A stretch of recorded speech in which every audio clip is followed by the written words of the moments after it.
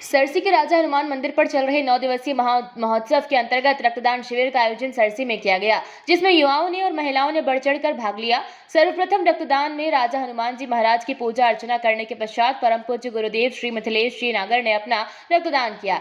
तत्पश्चात सरसी और आसपास के ग्रामीणों ने स्वैच्छिक रक्तदान दिया है। ये रक्तदान मानव सेवा समिति और झूल तेरस महोत्सव समिति के सदस्यों द्वारा आयोजित किया गया था, जिसमें चाय, नाश्ते, कॉफी की व्यवस्था की गई थी। वहीं ब्लड डोनेट करने वाले रक्त मित्रों को शील्ड देकर सम्मानित किया गया। वहीं आयोजित रक्तदान शिविर में 109 यूनिट रक्तदान किया गया। नमस्कार, मैं हूं पवन धाकड़ और आप देख रहे हैं देश का सर्वश्रेष्ठ news channel voice of MP. आज हमारे साथ परम पूज्य गुरु भगवान राष्ट्रीय संत मिथिलेश जी नागर उपस्थित है। गांव सरसी में चूल तेरस महामहोत्सव के अंतर्गत आज रक्तदान शिविर का आयोजन किया गया था। आइए हम गुरुदेव से जानते हैं, क्योंकि गुरुदेव ने सर्वप्रथम सबसे पहले बालाजी महाराज की पूजा अर्चना करने के पश्चात सबसे पहले रक्तदान दिया है। आइए हम बात करते हैं गुरुदेव से। गुरुदेव, सबसे पहले तो वॉइस ऑफ एमपी परिवार में आपका स्वागत है। बहुत रक्तदान को लेकर आप क्या कहेंगे? रक्तदान को लेकर के मेरा यही विचार है कि चाहे माता बहनों की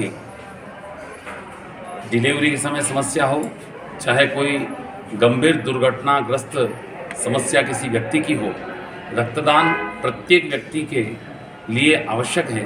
और रक्त की ज़रूरत चूँकि ऐसे समय पर पड़ती है और आवश्यकता पड़ती है, इसलिए आज श्री चूल तेरस उत्सव समिति ग्राम सरसी के राजा हनुमान जी महाराज के इस पावन दरबार में मानव सेवा समिति की समस्त टीम और चिकित्सक बंधु यहाँ आकर के और आज यहाँ के माता बहनें और युवाओं में बड़ा अति उत्साह लगा और सभी बड़े बढ़ चढ़ करके रक्तदान कर रहे हैं। और रक्तदान करना चाहिए, रक्तदान से कोई भय नहीं रखना चाहिए। क्योंकि मैं स्वयं कई बार रक्तदान कर चुका हूँ और मैं हमारे समाज की, हिंदुस्तान की आने वाली युवा पीढ़ी को भी प्रेरणा देता हूँ। रक्तदान से एक किसी व्यक्ति का जीवन बच सकता है, किसी माता बहन का जीवन बच सकता है।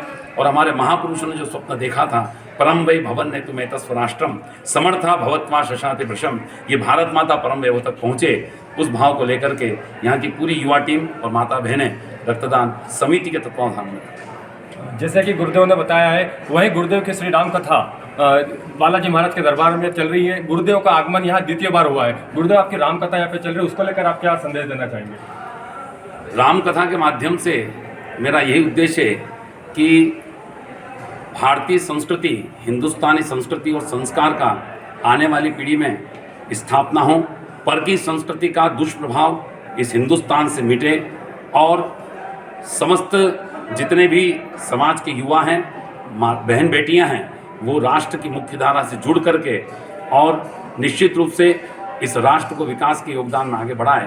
ये राम कथा का मेरा प्रमुख उद्देश्य है। वहीं गुरुदेव, कहा जाता है कि सरसी के राजा हनुमान का जो मंदिर है वो जन जन की आस्था का केंद्र भी माना जाता है। कुछ शब्द बालाजी महाराज के लिए आप? श्रद्धा का केंद्र इसलिए माना जाता है कि अगर व्यक्ति के हाथ पर एक अंगारा रख दिया जाए तो छाला हो जाता है, परंतु विगत कई वर्षों से लगभग इस सरसी गांव की स्थापना लगभग माना जा रहा है कि 2000 वर्ष पूर्व हुई होगी और तब से बालाजी ऐसा यहाँ पर स्थापित है। और मैंने यहाँ करके कई चमत्कार सुने हैं बालाजी के। तो यहाँ चूल जब तेरस के दिन फाल्गुन कृष्ण पक्ष में जो चूल तेरस आती है और तेरस तिथि के दिन यहाँ 600 से 800 माता बहनें, बच्चे, युवा धधकते हुए अंगारों पर जब चलते हैं और बालाजी की कृपा से एक छाला नहीं होता है, यही सबसे बड़ी श्रद्धा का केंद्र और आस्था का केंद्र सरसी के राजा हनुमान है। जैसा कि गुरुदेव ने बताया कि सरसी के राजा हनुमान का जो केंद्र, उसके बारे में विस्तार से बताया। वही गुरुदेव से अगर बात करें तो गुरुदेव से पूछना चाहूँगा कि गुरुदेव, ये एक आस्था है या एक अंधविश्वास है? अगर आस्था को लेकर चलते हैं, उसको लेकर आप क्या कहेंगे?